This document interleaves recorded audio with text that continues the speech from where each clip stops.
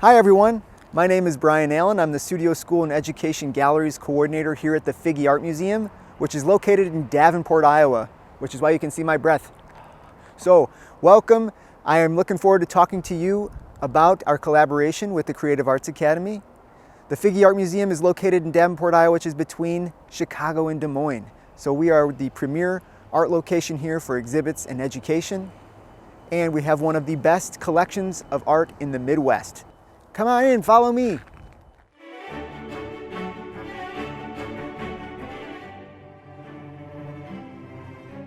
Look at that silhouette.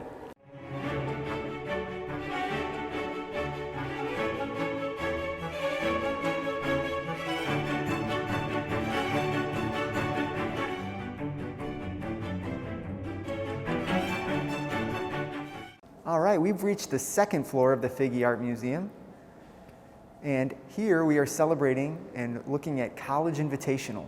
So this is an exhibit that the Figge does every 2 years, and we work with 8 area colleges and universities where the professors there pick out their top works from their students and they submit them to the show. And so we'll walk through this space and into the next one, where here you're seeing that the Figge is passionate about working with schools of all ages. So in here we're working with colleges. And in the next space where you'll see just a yellow wall, we're getting ready really to put up our Young Artists exhibition. So that's something we do every year where we work with area elementary schools to put on a display of their works. And so that's with 9 different school districts. That every 2 weeks we're putting up a new exhibition of young students' work from kindergarten through 5th grade. So come along with me.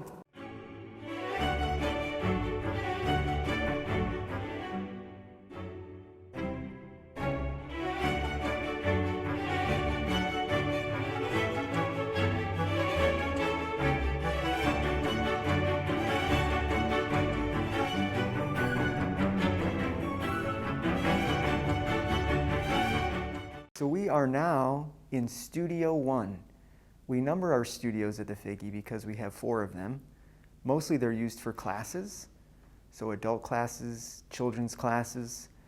In the case of Studio 1, what we've done is we've created a hybrid space. It's like not quite a studio, not quite a gallery. It acts as like a magnifying glass. So typically what we do is we go and we look at exhibits that are happening in the museum, and then we take one part of it, one artist, one concept, and we kind of try to blow it up or look at it in more detail in this space using hands-on activities that are family-friendly. It's a little bit older of a space, so we have another hands-on space that's for any ages 0 to 99. It's not like little infants and toddlers aren't welcome in this space, but it's just that the activities are geared for just a little bit older, so maybe like later elementary onward. And what we've done with the Creative Arts Academy is partnered over the last 3 years. So 3 exhibitions. This year will be the 4th, although it can't be in this space. So you're looking at this space, and it's kind of sad. So this is our COVID kind of Studio 1. We're using it as a break room. We're using it for storing some of our furniture and stuff like that. It's not what it was. And so anyway, so this space, what we've used it for with the Creative Arts Academy is to collaborate with them, to come up with the idea or the concept, but then have the students drive how that will look and how visitors will both interact with the material, but also the hands-on component too. What will they do? How can they do it? How can they do it with art supplies that are okayed by the museum? And so there's some constraints that we have to put upon them, and it's up to them to be able to design the exhibit. With our partnership with the Creative Arts Academy, they used to have their classroom here at the museum for about 5 years. As the Davenport Community Schools began the Creative Arts Academy, they needed a place for the students to go. And so this was the home for the visual arts part of it. There were different components, music and theater, and here was the visual arts, and their classroom was right next door. And so although they weren't having their classroom here, they had a building at the time we did our collaboration with Vanessa German's exhibit. We allowed them to be able to come here. They were able to utilize their old classroom space, which is right next door, in order to be able to come visit the museum, be immersed in the museum experience, as well as a space to make a mess and leave that mess for the next day, as well as a space to be able to come next door to Studio One to the place where they would be installing it. So very close to where they'd be installing it is where they're working. Let's peek around the corner. Again, not much to see during the time of the pandemic, but at least you'll get a chance to see how close it was, their working space. Say hi, Laura. Right now what we're using this space for is our virtual programming. We've kind of created a space where we can do all of our filming and streaming for our virtual programs in Studio 2, as we call it. The Creative Arts Academy was established in 2014 in Davenport, Iowa. We are part of the Davenport Community School District. So we're a creative arts school that's located inside of our district. Students within the district can apply, as well as students that are from outside of our district. We started with the middle school level, and then as a few years went on, we were able to add the high school level. We have 5 different areas of enrichment. Students can audition to be part of the visual arts, communication and media arts, theater, dance, or music. At the time when we completed this collaborative project, the Synergetic Spaces art exhibit, we were located right next to the Figge Art Museum. Due to budget cuts, we've lost that building, and now we're still a school, but we have moved in with our local middle school in our district. So we are housed on the top floor of our middle school. The first time that we worked with the Creative Arts Academy to collaborate on an installation was here. And the one you're looking at, this is with Students Rebuild. So they're a nonprofit organization. They're with Bezos Family Foundation, and they do something really cool. They have a challenge every year, and that challenge is for young people, for students to make something artistic. And it has to do with their global issue at the time. And those things get counted. And as, say, 50 cents for one thing or $2 for something, and then they count them up and it accumulates to a significant amount of money that they're able to then get from their funders to deliver to whatever global issue they're tackling. So this one we worked on with Creative Arts Academy, and it was student driven. And as we'll see with this installation, we had some things happen with the one we're going to explore with Vanessa German, where we had certain parameters and the students worked within those parameters. But the Creative Arts Academy students, they planned the mirror in the back of the room, that mirror room. They planned the map on the floor to ceiling installation of portraits. So this is something really cool that we discovered we could work together and have students plan what these exhibits would look like. When we first heard that Vanessa German was going to be having a solo exhibition at the Figge, we were all very excited. We had just recently acquired 2 of her works, and everybody at the museum, the visitors, the staff, everybody's just kind of struck with her work and responds to it. And so, like I say, we were really excited. And she's a multidisciplinary artist from Pittsburgh, but just after having met her, that seems like not enough to say about the artist Vanessa German, because she is a powerhouse of knowledge, of wisdom, of emotion. She's a human being on this earth. I think she would say that. And that's where her starting point for making her art. It's something that makes her art really exciting, accessible, to feel the humanness, to feel that touch, that tenderness from her art. So she's coming from Pittsburgh. She's an artist. And here's some words that she has to say. I'm an artist. I never stop. There's no on-off switch. I take it with me everywhere. I used to believe that artists were just like other people. I have not found that to be the case. Being an artist is my being.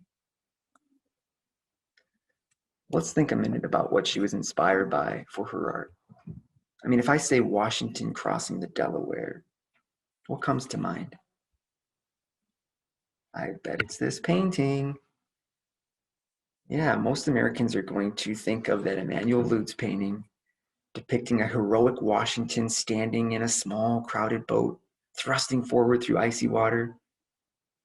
Lutz's interpretation of this pivotal moment when George Washington led the Continental Army soldiers across the Delaware River, December 25th, 1776, is typically taken as fact. Yet, there are several visual fabrications. The stars and stripes weren't in use on the flag yet. The boat is actually going in the wrong direction. Their uniforms aren't consistent with history.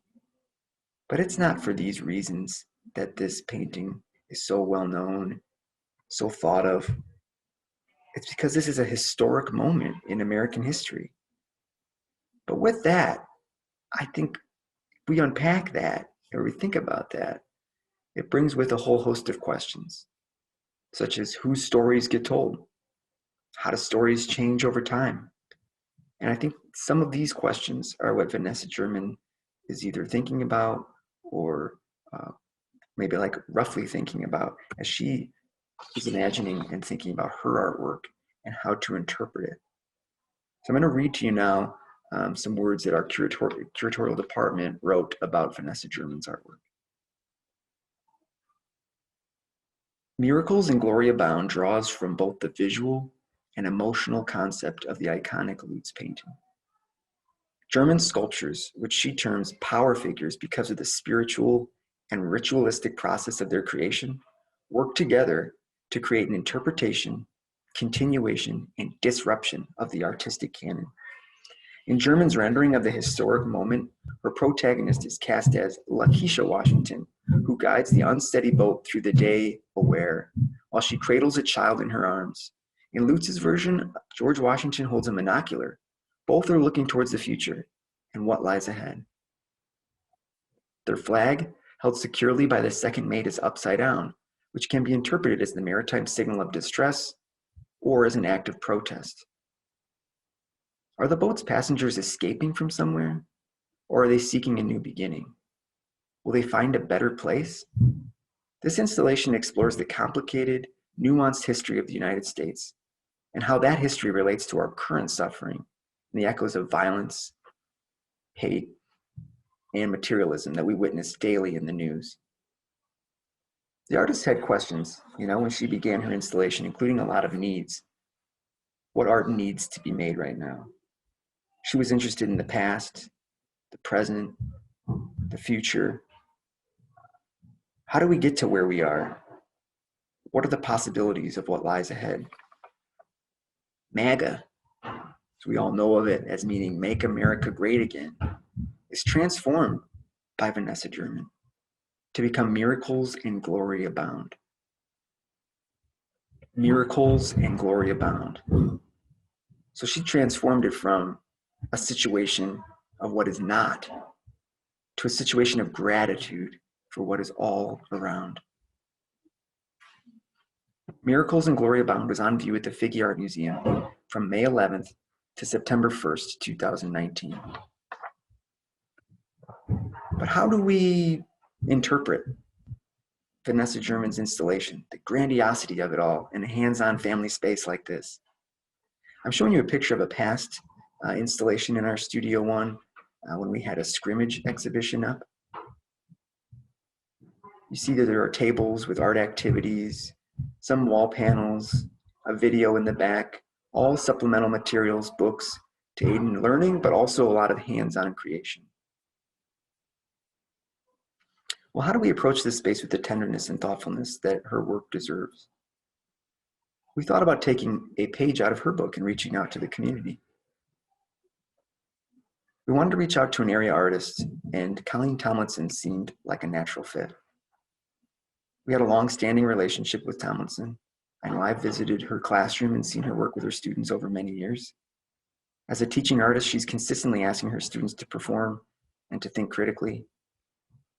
She's worked in the community on mural projects and public art displays. After we discussed the idea with her, she was eager to get involved and have her students and fellow teaching artists work with her to get the job done. I'm Colleen Tomlinson. I teach the Communications and Media Arts students at the Creative Arts Academy in Davenport, Iowa.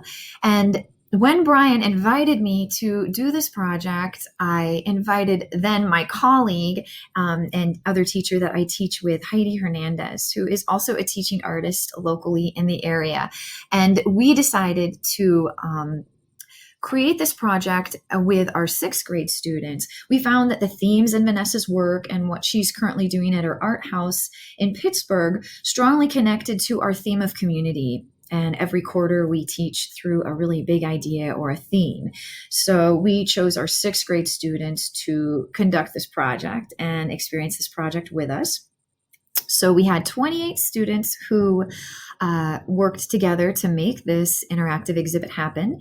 And some of them were visual arts students, and then some of them were communication and media arts students. But I really have to shout out to my colleague Heidi, because she was really a big part of this exhibit as well. And she was phenomenally helpful and wonderful to bounce ideas off of. When we approached this project, we asked ourselves and our students were posed with these really big essential questions.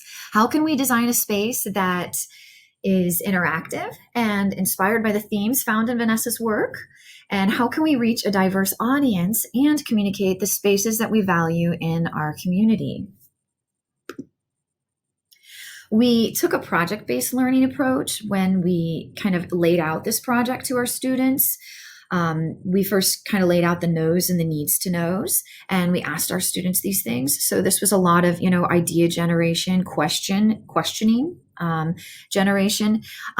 So students made sketches kind of generating what the space could look like, asking how big the space is, what's our age range, where's the Figgy exhibit going to be, what materials are going to be available to us. They asked how much money, what their budget would be. They even asked if they would get paid to commission the artwork and create the piece and the installation. So these were I think a big lesson for me too, and I think all of us, is that, when you deliver really great questions to your kids, they're going to really deliver or you pose some great questions, they're really going to come back with great questions and also great responses and great ideas. So we really didn't tell them what to do and how to do it. We kind of got to these decisions all together collaboratively. But I think the project-based learning approach is a really great way to lay it out. The students also, were the content generation. They generated the content for this project, and we, were really focused that they had an authentic audience, and the community was their audience. So any person in the community locally or even outside of the Quad Cities who came to visit the Figgy Art Museum would see their work and be able to experience their exhibit. And that was really important to us.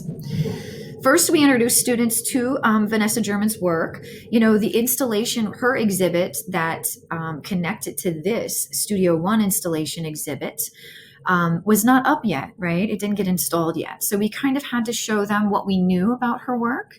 And, some of the pieces we knew would be in it, but not a lot. One thing that we did find really connecting with community was what she's doing right now with her art house in Pittsburgh. And you can see that she's used the mosaic technique on the outside. So that's kind of where we were inspired. So this whole concept of like a porch, a community space, and also the big idea of using the mosaic as a medium.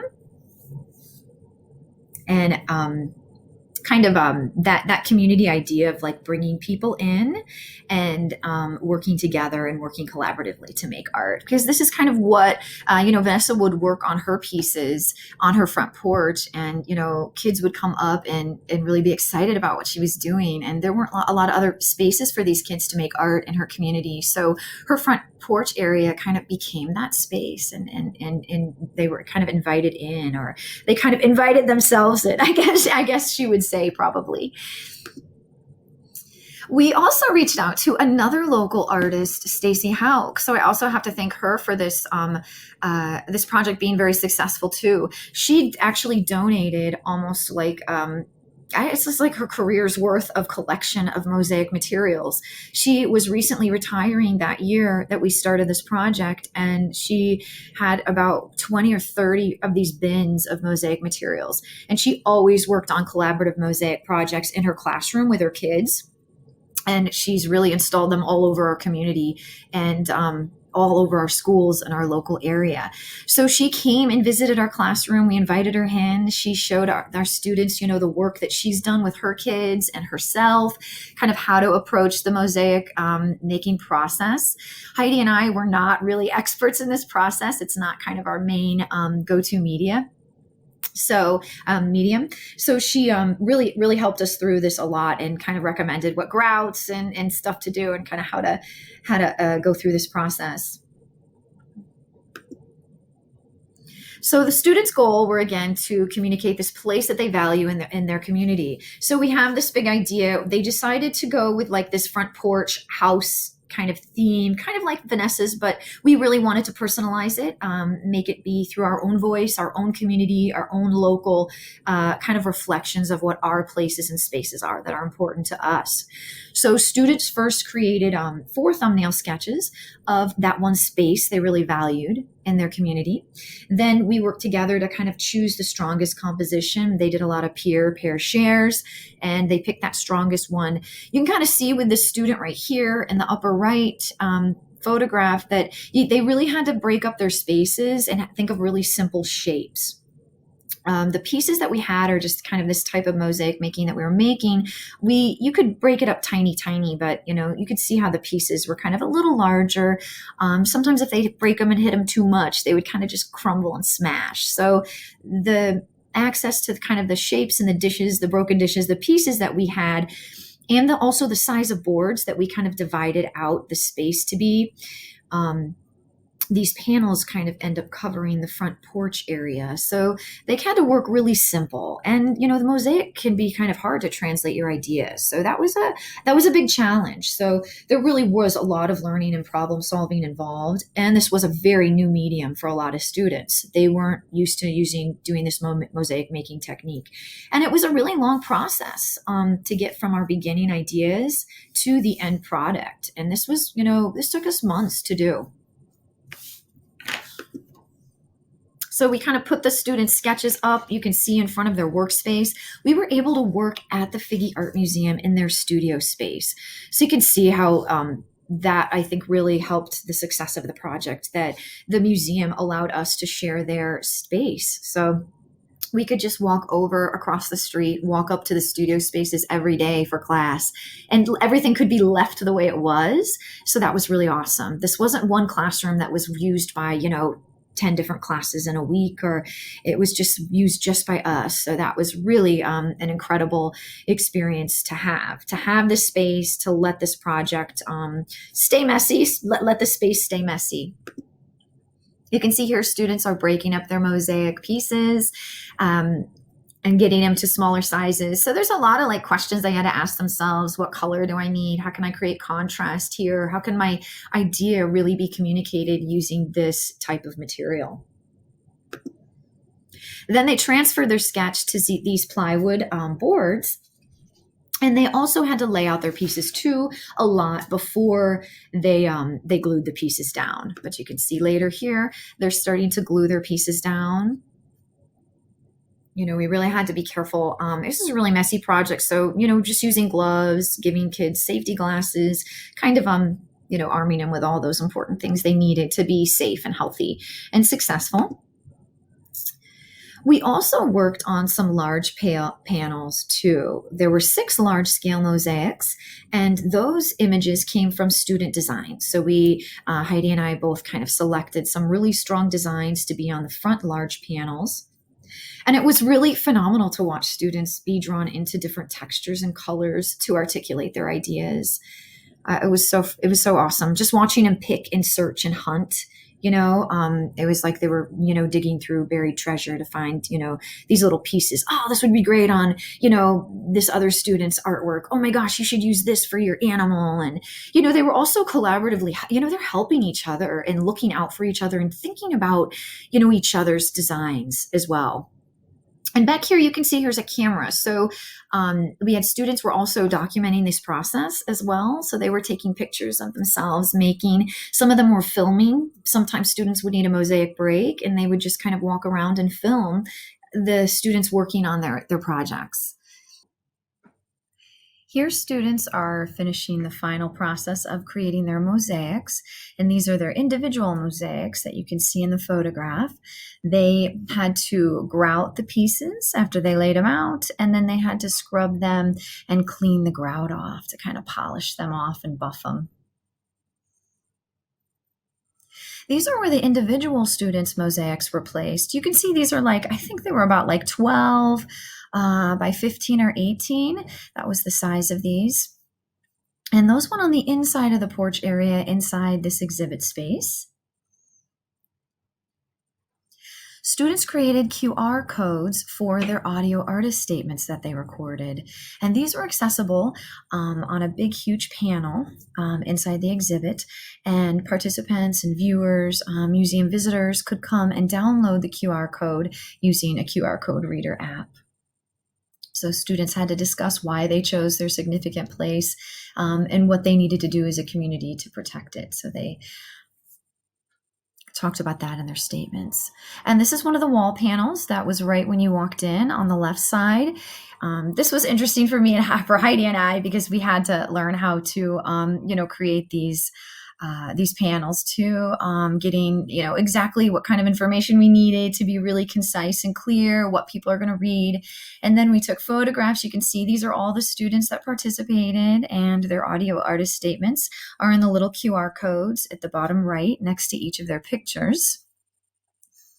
It was really awesome to work with the designer and tell her about our ideas, and then she helped design these panels for us. So that was wonderful, but we had to generate the content for her. That was a great experience for me as an artist. And here's more images of them working on the larger scale collaborative mosaics. You can see we almost kind of ran out of space. We were working everywhere. We were on walls, and the space was really transformative. We were able to move tables around when we needed to, move our materials and supplies, and sometimes it was just easier for them to just work right on the floor. And they did that. You can see in this middle panel right here. And there's one of the, this is the right side of one of the, on the front porch. And then on the inside was that previous photo I just showed you of multiple individual mosaic panels. We then did vinyl reproductions of all of the students' mosaics. We needed some more panels you can see on this inside side area. And we also wanted, mosaics can be some of the broken pieces can kind of be dangerous. So we wanted to kind of make sure when people were walking through the house that it was kind of smooth and safe for kids to walk through. We had all ages coming through this exhibit. So that was kind of the doorway. You can see as the mosaic, the vinyl reproductions will lead you right through the middle up into the entrance of the house or the porch. So we reproduced those, and we really wanted to kind of just bring people right in and have them go right into that space too when they came into the exhibit. So here, visitors were led into this art house, and they were asked to participate in this sculptural installation element. And they were asked to think about a space that they value in our community. And they wrote that down on a piece of paper. And then they brought it to this next table here. You can see this is inside the house. They came in, started here with that sign on the far right is the photograph I'm referencing.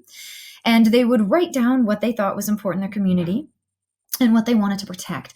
And then they would fold that up and then wrap it up. And this kind of wrapping technique, I really owe this to my colleague Heidi Hernandez, the other artist that worked with me on this, because she was really drawn to this idea of this technique that Vanessa uses a lot in our work, this wrapping, and she kind of talked about it being this, this idea of wrapping something up and protecting it and rolling it up. To kind of preserve it almost in a way. So we used this wrapping technique, and I'll show you how we used it on the actual sculptures as well later in the armatures.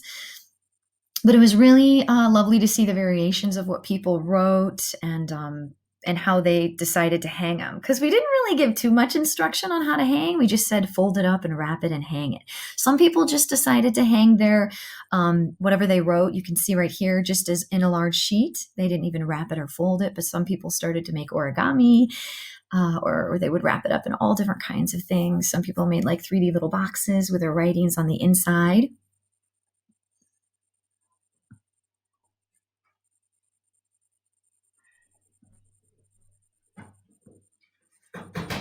These are students making the sculpture armatures that all of those comments and the active involved participation would kind of be basically installed on. We used PVC piping because it was really inexpensive. We could cut that on site. And students started to wrap these PVC sculptures, you could see, with like just scrap fabric pieces and yarn. And then we used dowels kind of to make it seem kind of, we wanted to be outdoors. So there's kind of like, we called them trees because they really felt like trees. They looked like trees. They were structured and built kind of like trees and branches. These are the base pieces for the sculptures that are the armatures rest upon these bases here. And they, we had to kind of stack. We decided to use like the foam insulation boards because we needed something really light. We needed to transfer it. We did these in my garage just because we were down to a time crunch, and had to get the project done. Because I was the lead artist, I, took on some of these things on my own too. And we did these at the house. We just were able to cut them pretty easily and kind of like organically just formed them, and I drew them out, and my husband helped me cut these out. Here you can see we painted them this kind of darker blue. This is the same blue that's on the actual top part of the wall hanging mixed media installation here. And then you can see here how people have started to, wrap and add all their different ideas on what they think is important in their community, what they value, and what is worth protecting and what they want to protect. Here I am working on the canvas wall design. I did this independently as an artist. I had to work on this in my studio. We ordered canvas in just one long, huge roll, and I needed 72 feet, and it's 8 feet tall by 72 feet wide. So I was able to work on this in 12-foot sections. You can see here, I wanted it to be, Vanessa talked a lot about the idea of interconnectivity and interconnectedness, and I wanted this to represent that. And also, this collaborative community space was a space we invited people into, and we wanted to connect with other people. So we wanted to kind of continue and carry that idea through this interactive exhibit. So that's what I felt was really important. And that's kind of how I wanted kind of this idea of sky, this feeling of sky. And I needed to be really light. I usually work with a lot of organic shapes and line work. So I kind of decided to do that. So I had to just really paint all of the canvas first. I just kind of decided to think of, that sky color and that type of fade. And then I added the design elements and the line work. I added all that using just paint oil sticks. And I moved through that. And then we actually cut the pieces for the wall once we got on site. So then I transferred this whole roll and just kind of rolled it out at 12 feet at a time, and then rolled it up and then rolled more out and just kind of painted 12 feet at a time and just moved through. Here's my son helping me roll up the piece once it was all finished. And here I am working on the piece. This piece also needed to be something that, was kind of in the background. It wasn't really meant as the big centerpiece of the exhibit, right? It was the students' work and the art house and the sculpture and the interactive part. So this was really just meant to kind of be there. But I really wanted this to really transform the space. And I think it did that just because it was so big, and it really covered and changed the whole feeling in the space, the exhibit space, because I think it was so large. And I'd never, ever been able to work this large as an artist. And I just can't tell you how much I enjoyed it. And I made it work. So I really just loved working large scale with this. An interesting thing is the figure also let me keep these pieces so I rolled them up and I brought them back to my studio, and right now I'm actually using them for another piece. So I'm actually painting over on top of them, and they're kind of my background for another series that I'm doing right now. Here you can see they're installed. There's that panel with the QR codes, and then we have kind of two sets of the tree armatures on one side, and then one is on the other. Our students also had to think about how the museum was going to lay out. How was the floor plan going to be? And we kind of set that out, and they thought about their ideas. and how they wanted that set out. I love right here, you can see where people started to even add and move their ideas onto the house. So it kind of became something that people made it become as well. It was a growing space, it was a changing space, and it was really wonderful to see what happened to it and what the community, how the community interpreted and was brought into the space, and how they were able to change that space.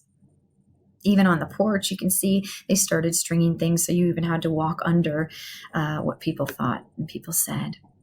And this is right at the door, right when you walk into the space. We used a really light fabric, and we tried to match our colors that were in the side panels of the blue.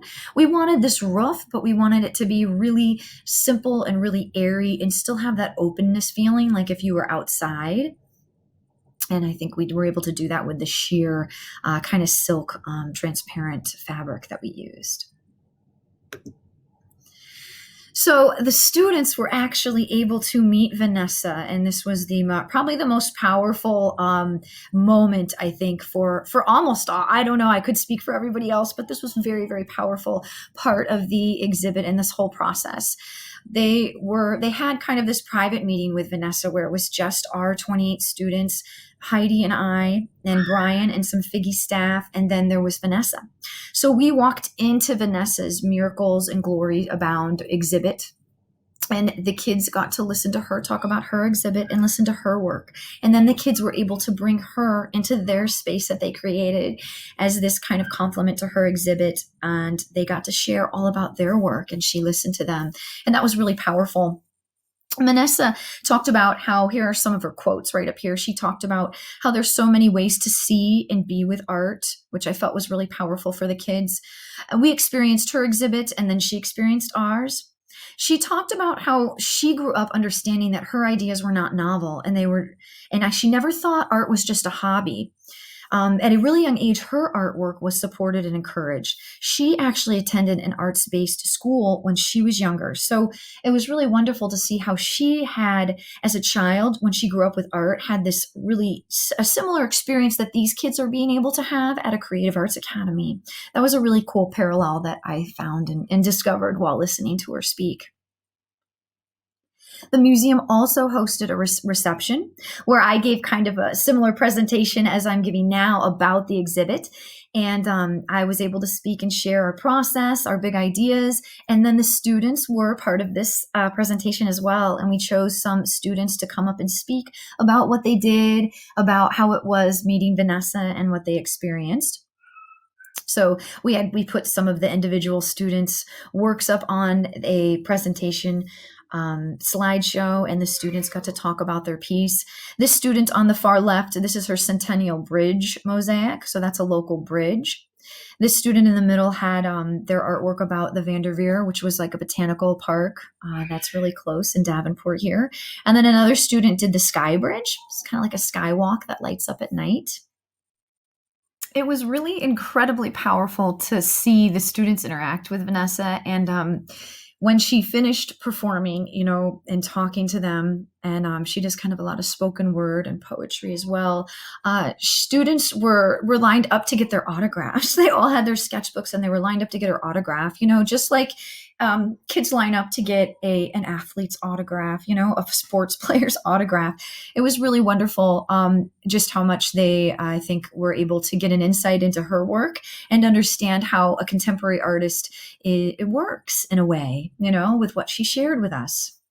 My favorite quote from a student was when we were leaving and walking out back to the CAA after they met her, and she goes, "My family is never going to believe me when I tell them that I just had the best day of my entire life."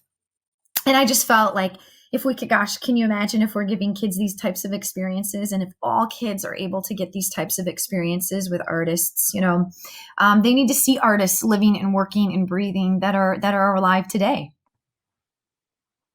In order to fund our project for the installation, we applied for and received an Arts Dollars grant from Quad City Arts. They're a local arts organization, nonprofit, and it was in the amount of $5,000. Now, one of the stipulations of the grant was that we would pay a local artist to do some of the work. So of that $5,000, we paid an artist. We paid for all of the supplies that went into the installation, as well as all of the art materials for the projects that people would do as they entered the space. Some of the supplies that we needed were PPE, which it's kind of funny, personal protective equipment, because I should have known this, and yet I didn't have the gloves, and well, mostly I think it was the gloves I didn't have right away.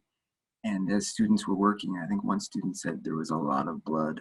So, I made sure to go out and get gloves of various sizes, and bandages, lots of bandages, eye protection.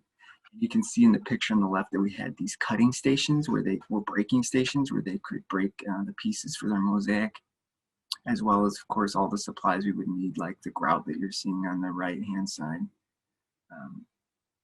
So that's some of the, we think about some of the problems that we went through. The color of grout was an issue. The PPE was an issue. The size was an issue, because they're children, so they have smaller hands. So finding all of the right gloves in the area. I know I had many, many trips to our local hardware store, K&K, as well as many trips to Lowe's as part of this process. It was the students' job, as the exhibition designers and artists, to grapple with some of the parameters of having to do this in a museum. So, safety is a concern. A lot of these mosaics have cut ceramic pieces, and so we need to make sure that even though they may protrude, no visitors are going to get cut on them, as well as thinking about, what are we going to do with the walls, because we had these sound boards on the walls. We have certain things that can't move, can't be removed, or even the way the structure had to be adhered to the wall and screwed to the wall was something that was interesting, and we had to kind of think about how to do that in a way that is both safe for visitors and yet doesn't impact the architecture of the sound bars that were in place here. We worked with many different departments. So our facilities team helped us build the actual structure. We had the designer, create all of the text panels and the logos for the space. We had development who helped us secure the grant. We had curatorial getting us the information about the artist and her intentions and her artistic practice. We had education working with Vanessa German directly and setting up the time that she'd be able to meet with the students and converse with them. Of course, we had Vanessa German working with the students in person and spending some time to get to know them and talk to them about art and art making. We have the teaching artists, Colleen Tomlinson and Heidi Hernandez, and of course the students themselves, which none of this would be possible without them. And these exhibitions that we have been doing with the CAA have proved to be so fruitful for the students. And the Vanessa German one really got us thinking about, a living contemporary artist and the impact that has. That's the first one that we've done that way. And so last year, we did it again. We had another contemporary artist coming to the museum. His name is Didier William. You can see him in the foreground of this image. And we had the students of the Creative Arts Academy do another piece in which they're inspired by the artistic practice, but not duplicating the practice, and had the artists come in and talk to them about their work and then talk to them about his work. And so it was really fascinating to do it again. And, this exhibition got disrupted by the pandemic. So it was kind of a bummer that halfway through it kind of had to get shut down. We hope to do it again and again, in the years to come. So that's what we'll be working on coming up. In conclusion, I'd like to touch base on some of the really important points of collaborating with a museum.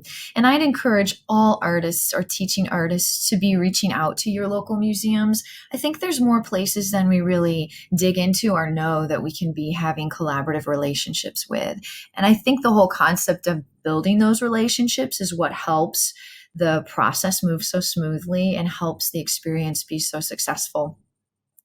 Having the museum let us share their space, bringing us into their studio workspace, gave us resources that we just did not have available inside our classrooms. And that was really wonderful. It was wonderful that the students, as Brian said, were able to work right next to the installation exhibit space. So they got to see all of that happening behind the scenes. The collaboration with museum staff was just phenomenal. I learned so much from them. My students learned so much from them. And it was wonderful to work on a project together, and they helped me solve problems, and we were able to just work together on that and organizing the whole process. I've never been able to lay out an exhibit like that. So that was really wonderful to see it from start to finish and to see how your ideas change based on what the parameters of the space are giving to us and what they have to offer. The museum also helped us facilitate this they facilitated this relationship with a contemporary artist. They were there to organize that. Educators are incredibly busy. It is really hard for us to do and reach out and do these big, huge project-based learning experiences. So the museum was like this. They helped connect us to her. They had a working relationship with her. As you know, they've purchased some of her pieces, and they were able to contact her and set this all up, while she was there installing her exhibit. So that was just phenomenal. And sometimes teachers aren't able to have all these personal relationships, but if they can use the museum, as that outlet for them, and then they have these relationships. So it's just one way they connected us. And it was a wonderful transition, and it went really smooth. The museum was also able to support me as a teaching artist. And I think this is a wonderful part about how I'm able to balance my identity as an artist and an educator. I feel like I was put in the ideal situation for these few months. Projects can't last forever, and, things come and go, and then you do new projects, right? So they're never usually ongoing. But it was a period where I really did reflect when I was bringing my kids over and we were working in the space, like, gosh, this is the ideal situation. I thought for me as a teaching artist, it was incredible that I was able to work on some of it independently and really invested in it. And then my kids were working on kind of their part too. So it was all kind of coming together, and I was able to be working on art at the same time. And it was the similar project and the same project as my kids were doing. We were also able to represent local community perspectives. So our students' voices were paramount in this exhibit, but also we invited the community to come and share their voice. And that was important. We also gave a voice to student artists on a professional level. As I just said, they had a real authentic space to share their learning and their ideas. And that was just incredible. So I really thank you for listening to this project and for letting us share our ideas and our experience with you. Please don't hesitate to email me or reach out with me with any questions at all. I'm sure I missed some things. And if you have any questions, there will be some supporting documents available in the session that you can access as well. And our space was able to become a significant space for all of us. And it even became a place to sing together. So I'm going to leave you with this video clip of Vanessa German working with the students a little bit and when they got to meet her. All right, so let's sing our part, and they can say their part. How does it feel when you make heart? Dum dum dum dum dum dum dum dum. Okay, you guys, you have your part? Yeah. Right? 3, 2, 1. How does it feel when you make art? It feels like I am connected to a different world. Okay. And then we'll say again, how does it feel when you make art? And then what's the next phrase? It feels like I might actually be able to do something special. Is that it? So we'll say, how does it feel when you make art? And you say, it feels like I might actually be able to do something special. Let's try it. 3, 2, 1.